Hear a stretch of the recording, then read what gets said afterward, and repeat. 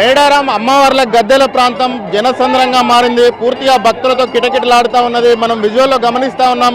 నిన్న సారలమ్మ కన్నెపల్లి నుంచి సారలమ్మ అమ్మవారిని పూజారులు తీసుకొచ్చిన అమ్మవారిని గద్దె మీద రాత్రి 11 గంటల తర్వాత గద్దె మీద ప్రతిష్ఠించారు.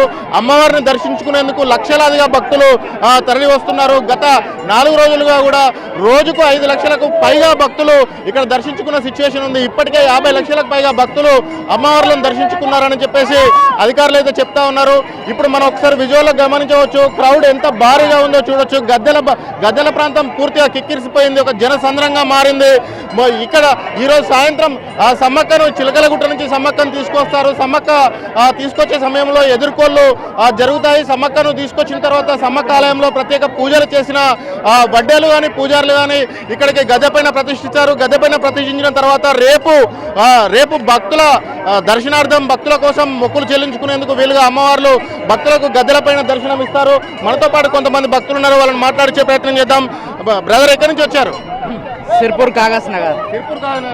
దర్శనం అయింది. ఎలా ఉన్నాయి ఏర్పాట్లు మంచిగానే ఉన్నాయి. మీరు ఎక్కడి నుంచి వచ్చారు? నేను చెన్నై నుంచి. మంచిగా సిగ్నల్ మన స్టాప్ సిగ్నల్ అసలే లేదు. కొంచెం మన మంత్రి గారు సీతక్క గారు ఒకటి చూసుకుంటే చాలా బాగుంటది. సిగ్నల్ కలవట్లేదు, చాలా ఇబ్బంది పడుతున్నారు దాని గురించి. ఎన్ని గంటలు అయింది దర్శనానికి? దర్శనం తొందర అయిపోయిందండి. నిజామాబాద్ జిల్లా నుంచి లైన్లో గంటకి ఎక్కాయి. కొంచెం మెడల్ పెద్దగా లైన్లో పెడితే బాగుండేది. కొంచెం బాగా ఇరుకిరిగా అయ్యేసరికి మంది బాగా స్టక్ అవుతున్నారు. పాలన బాగుందండి.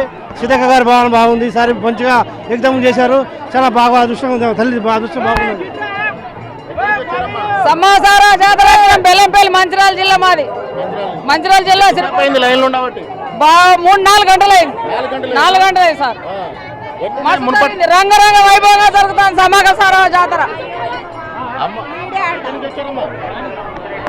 అమ్మవార్ల దర్శనం కోసం భక్తులు పెద్ద ఎత్తున తరలి వస్తున్నారు. మొక్కులు చెల్లిస్తున్నారు. గద్దెలపైన బంగారాన్ని తాము కోరిన ఏవైతే మొక్కుకున్నారో ఆ మొక్కులను అన్ని చెల్లించేందుకు భక్తులు పెద్ద ఎత్తున క్యూ లైన్లో బారులు తీరారు.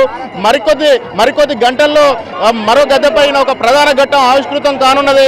సమ్మక్క తల్లి చిలకలగుట్ట నుంచి ఈ గద్దెపై ఆవిష్కృతం కానున్న నేపథ్యంలో భక్తులు పెద్ద ఎత్తున తరలి వస్తున్నారు. మేడారం మొత్తం ఒక జనారణ్యంగా మారిందని చెప్పవచ్చు. కెమెరా పర్సన్ సంపత్తో కలిసి భాస్కర్, ఎన్టీవీ, సారలమ్మ గద్దె వద్ద నుంచి.